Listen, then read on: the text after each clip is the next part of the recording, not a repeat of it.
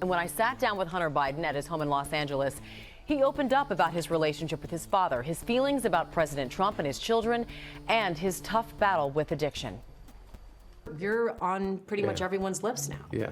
By the way, whatever happened to Hunter? Where the hell is he? It went to Hunter Biden. It was Hunter Biden. Hunter Biden's. Is it the first thing you think about when you wake up, the last thing you think about when you go to bed? No, it really isn't. And the reason is because I know where I stand with my dad. I know where I stand with my family. Being the subject of Donald Trump's ire is a feather in my cap. It's not something that I go to bed nervous about at night at all. The reason I'm able to do that is because I am absolutely enveloped in love of my family. I certainly hope that there is no negative political ramifications of this. I think that the truth always wins. Do you think you're a distraction right now to your father's campaign? No, personally, myself, I'm not necessarily a distraction to his campaign. I'm never a distraction to my dad. But as it relates to actually going and being on stage with him, this is not a family business. Everybody kind of thinks that that somehow, whether it's a compliment that we're like the Kennedys or whether it's a backhanded compliment like you're the Trumps, my dad has a job. But that does not mean that I had ever had any plans to go do rallies and talk about Donald Trump's kids. And I never will. That's not what Bidens do. My dad doesn't go after other people's kids. He just doesn't, never has. So you think it's perfectly fine? I mean, the Trump children have been criticized for doing similar sorts of business. I don't, look, unlike them, I don't spend a lot of time thinking about them. I really don't. It's all noise. And what they do is they create just an enormous amount of noise. I have to then answer questions about accusations made by probably the most unethical group of people that we've ever seen in this republic. You said no one votes or will vote for or against my dad because of me. Yeah. And my dad knows that. Do you still believe that? 100%. They know who my dad is. My dad doesn't have to defend me. My dad only has to love me. And my dad loves me unequivocally. Look, I know that after being able to get up after Bo died, say whatever the hell they want to say about me. Lock him up. Good for them. Yeah, maybe lock her up goes to lock him up.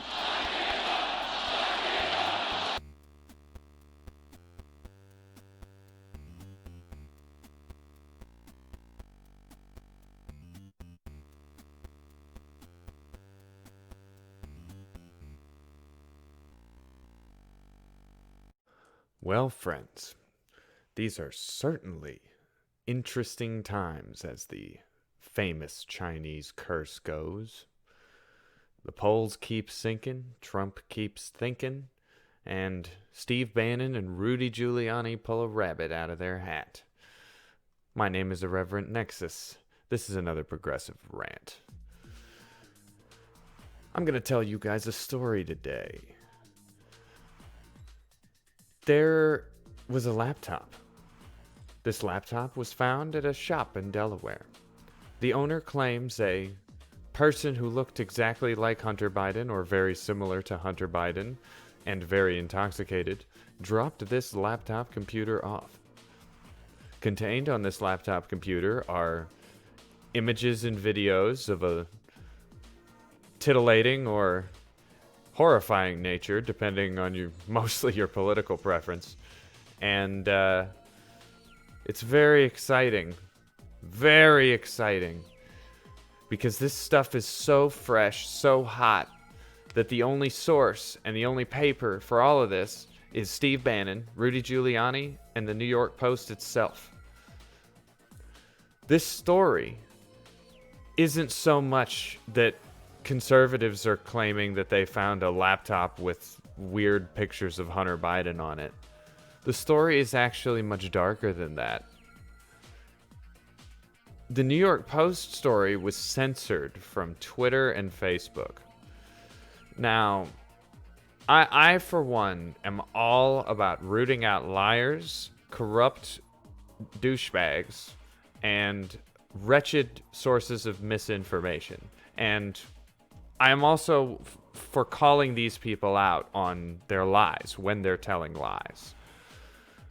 But when the technology companies intervene in a developing story, right, you have this issue where now technology companies are determining the journalistic worth of a publication story. Now, for those of you outside the United States, the New York Post isn't exactly the Washington Post. They're kind of a tabloid.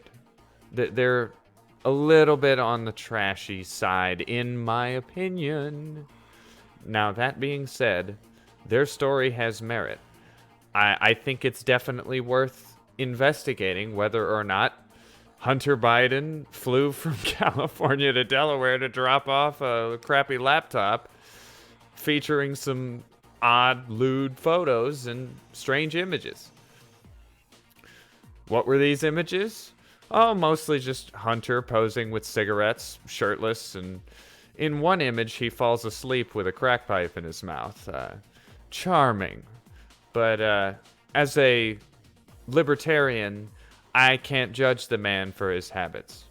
And honestly, everyone, these photos could be very old, very dated, not recent, decades or more. He kind of looks like Jordan Peterson, even in the crack pipe photo. But all of this is neither here nor there. We shouldn't be talking anymore about Hunter Biden. But we're going to talk about him on this channel one last time, for the first time and final time, because Hunter is irrelevant. Hunter's not on the ticket in 2020. If he were, I probably wouldn't be voting for him. But the thing is, this is all a smokescreen for the real story in the room. The story in the room that isn't going to be discussed is, should these massive conglomerates, including the one that so graciously hosts this very video, should these conglomerates be allowed to determine which stories have worth? That's a scary proposition for anyone from any political persuasion. And there's a saying in my part of the world: a little sunshine can kill a lot of cockroach. We don't want to push the radicals and the Nazis and the fascists underground. That's where we can't see them breed. We want them to try to breed in the daylight, because it's a whole lot easier to humiliate them while they're there. This is why it is a very bad idea for technology companies to censor journalistic outlets, even weird, celebrity-driven, shady ones. Yeah, looking at you, TMZ. You guys are shady as hell, but my God, you all break some crazy stories. And it is for that reason, and that reason alone, that I feel comfortable saying that all of this is bad. Whether or not you believe that this is actually Hunter Biden's laptop and that Steve Bannon and Rudy Giuliani found this laptop with this computer owner and they all took it to not the Washington Post, talk about a Freudian slip, the New York Post, together and contrived this narrative. Whether or not you believe the narrative, you have to admit there's something certainly troubling when Twitter and Facebook are the arbitrators of the truth of a story. That's a scary world. And I'm trying to fight the dystopian world, not usher it in with this kind of driven censorship.